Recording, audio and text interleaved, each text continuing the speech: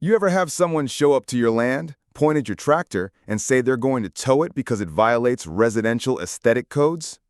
Because that's what the HOA board from the neighborhood across the fence did. They thought their neighborhood charm standards gave them the right to demand I move my working tractor on my legal, zoned, agricultural ranch. What they didn't know? I'm not in their HOA. I own 3 adjoining parcels, and I had their threats on camera. So I responded the rancher way, with law, proof, and a little sarcasm, and a city inspector they'll never forget. By the time I was done, they were the ones getting towed out of my business. The setup: tractor life and property lines. I run a 35-acre cattle and hay operation on the edge of a neighborhood called Maple Ridge Crossing. They're HOA controlled. I'm not. I don't share utilities, zoning, or even road access. But their rear walking trail runs along my fence, and their clubhouse sits 50 feet from my tool shed. I keep one of my tractors, a big green John Deere, parked under a sun awning near the fence line. No fence violations, no noise, no mess. Still, they hated it. The first letter. It started with a letter taped to my gate. Your industrial equipment violates the sightline integrity of Maple Ridge Crossing and must be removed within 48 hours.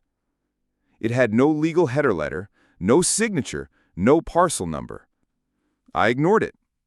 The next day, HOA officers showed up in person. The tow threat. 2 board members, Karen and Greg, yes really, showed up in polos with clipboards. Karen: "You've been warned. That tractor is an eyesore and we've scheduled it for towing." Me: "This isn't your property. I'm not in your HOA. You have zero authority here." Greg: "Your land affects community aesthetics. We're within our rights to protect homeowner value."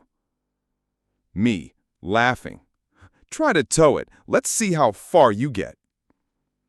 Karen, snapping photos: "You'll be hearing from our attorney." I smiled and pointed to my trail camera mounted nearby. "He'll be hearing from mine first." My response: calm, legal, devastating.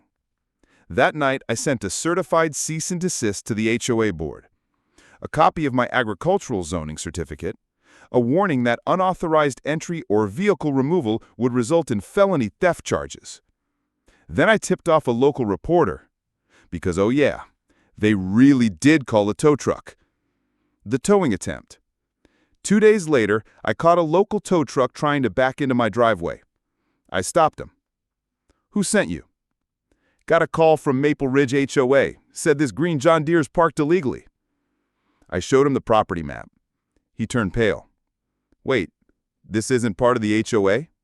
"Not even close." He left, fast. The law steps in. I filed a report with the county sheriff, a fraudulent towing attempt claim, a harassment complaint with the city zoning office. Within days, the HOA board got slapped with a $7,000 citation for misrepresenting authority. The city required them to issue a public correction, and the towing company issued a statement: "We will no longer accept calls from Maple Ridge HOA unless verified by municipal authority."